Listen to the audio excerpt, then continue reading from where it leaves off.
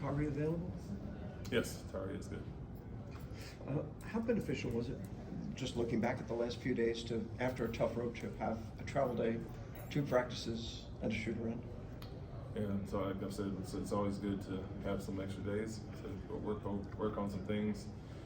Did some extensive film sessions on that 3-game trip, and saw what we didn't do as well as we had been leading up to, going out west, and tried to clean those areas up and get back to things that made us successful early. So not a ton of opportunities early in the season, or much in the season, to have those days, and we'll have another one after this. So after Denver, actually. So take advantage of all those when we can.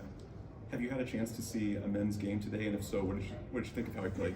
I did not see us. I was following it as it went. Okay. I saw the stat line, so obviously I knew he had 10 rebounds early in the first quarter, first half.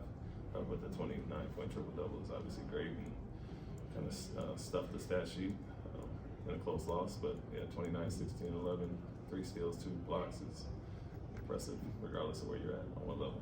Going back to those, go ahead. What's next for him? Probably get a few more runs in, a few more games in. They got it back-to-back in Birmingham, and so try to get him a little more action. Physically, like I said, he's fine though. He's even on the West Coast trip playing 5-on-5, so we just need him to get some live game action to knock the rust off. And so, always depending on our game, and if anything happens, we need to bring the body back. But we'd like to get him a little more live game action before we get him back on the court. Going back to those film sessions, what were you talking to the guys about specifically on defense that you were seeing? Fouling's been a big thing, big theme. Especially on both those road trips, it stood out.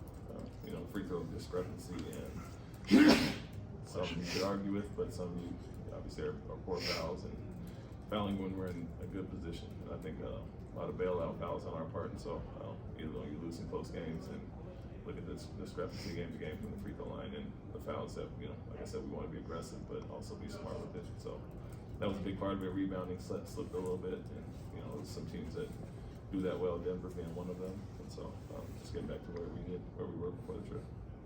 What do you think the key is for Jalen Green to be more consistent? It seemed like he had an uneven season. Is it being more aggressive, or is just him getting used to playing with Fred and building the chemistry with him? A little bit of both. Obviously saw the third quarter, second half against Denver, and obviously Fred was out of that game. So for him, it's to not take a backseat, regardless who's on the court. Obviously, you have to share duties with Fred when he's handling some, but the main thing we want him to do is be aggressive and read the game. So that's the thing with him. Teams are guarding in different ways, paying attention to him different ways, and putting different defenders on him. That's the progression for him, is to learn the game and how they're guarding him. But first look is to be aggressive, and I think when he does that, everything else kind of falls into place. What's Jeff Green brought to your group? I mean, obviously he's been a part of so many different types of teams, including kind of a young, rising team like yours is. Yeah, he's brought professionalism, day-to-day work ethic, leadership.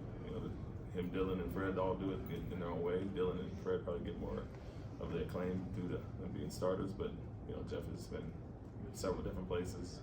I coached him in Brooklyn, and he was with KD, Kyrie, James Harden, guys like that, so he wasn't as vocal. He didn't need to be with a veteran group like that. He's much more vocal here, and he's as much as he is professional and the things he does with our young guys. He's one of the goofier guys in the group, and kind of keeps everything light. And so I think seeing his youthful enthusiasm at this age is a good thing for our team.